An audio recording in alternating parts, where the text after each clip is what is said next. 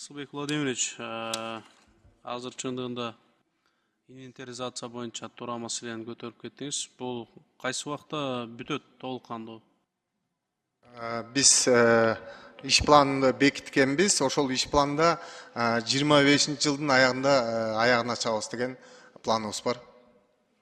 Убакыт ошончо көп убакытты талап кылабы экен, Ооба, биз ал жерде инвентаризация мурункуда өкмөт бекитчи да, ар бир райондукун.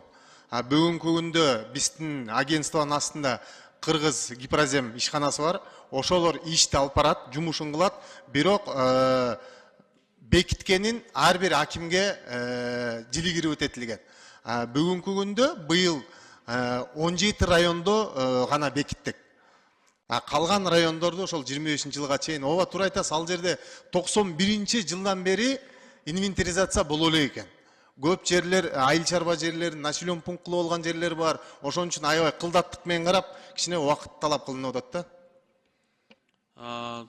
Бул нерсени эртерээк кылыш керек да. Себеби аябай ушул учурдун талабы десем жаңылышпайм. Эски маалымат иретинде 1-2 айылда айтып кетейин. Ош облусунун Кара Суу районунда Ош Алай жолунда Нариман айыл өкмөтүнүн Ләңгер деген жер участогы бар, бир конуш. Алар болсо ошол бая мурда башаламандыктын убагында Алатоо айыл өкмөтүнүн Акташ участкасынын жерине үй салып алышкан. Колдорунда госактылары бар. Бирок фактически үй жер салынган жер Алатоо айыл өкмөтү, өздөрү болсо Нариман айыл өкмөтүнүн жарандары болгон үчүн бүгүнкү күндө баягы госактысы недействительный болуп эч жерге өтпөй атышат. Мисалы бир кредитирование алайын десе, же болбосо дагы бир документтик баягы кыйынчылыктарды туудуруп атат да. Ушул боюнча кандай кыласыздар? Же анын жерин алмаштырыш керек, алардын бир көйгөйү чын айтканда мына 5-10 жылдан бери чечилбей келет да ушул маселечи. Мен азыр жазып алдым. Биз албетте барып жеринен болсо да караганга даярбыз. Биз барып карап чыгабыз. Ал жерди жеринен карап, эмне себептен ал госактылар жараксыз болуп атат, андай болушу мүмкүн эмес. Бирок жеринен карап биз тактап толук маалыматты сизге беребиз. Эми элдин жашоо шартын жакшыртуу багытында болуш керек да бул жер кодексичи. Ошон үчүн ушул маселе боюнча кылдат иликтеп батыраак баягы мүмкүн алмашуу жолу менен чечип берсеңиздер.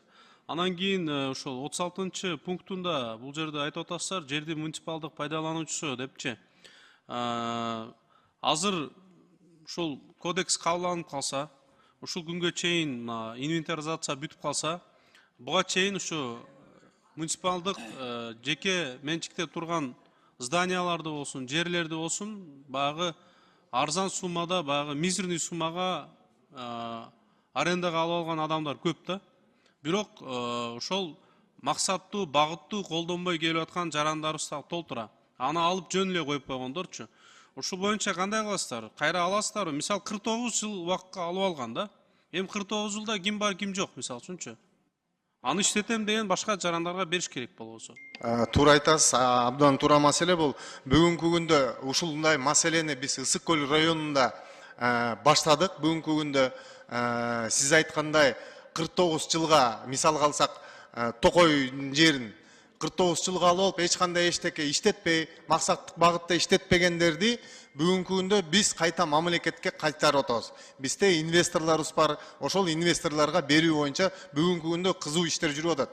Сиз айткан зданиялар боюнча дагы убагында чыгарып, мыйзамсыз чыгарылып кеткендерди кайта коопсуздук комитети менен биргеликте жумуш алып барып атабыз ал боюнча. Анан жер фонду боюнча бул жерде эгерде ошо мамлекет тарабынан керектелип кала турган болсо, жеке менчик укуктарга бир кедергесин тийгизбейби мына өзүнүн жарандарыбыздынчы? Ал жагын бизде кодексте сот тарабынан чечилет деп жазылган. Муниципалдык жерлер боло турган болсо, арендада болсо, ал болсо кабиндин чечими менен кайта өз калыбына келтирүү жагы каралып атат бул жерде. Жок, кызыл китеп дейсизби, жеке менчик госактысы бар жерлер, конституциялык адамдын өзүнүн жеке менчигине. Бул эми кол тийгиз да. турабы конституцияда? Ушул боюнча сурап атам да. Бул боюнча туура айтасыз, ал конституцион менен корголот ар бир менчик. Бирок ал жерде жүйөлүү маселелер болсо, анда только сот аркылуу чечиле турган маселе болот.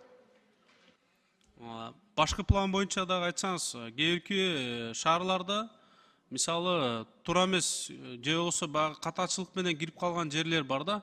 Максаты мисалы курулуш баягы жилой максатта болгон менен, бирок гос актысы бар. Бирок жок.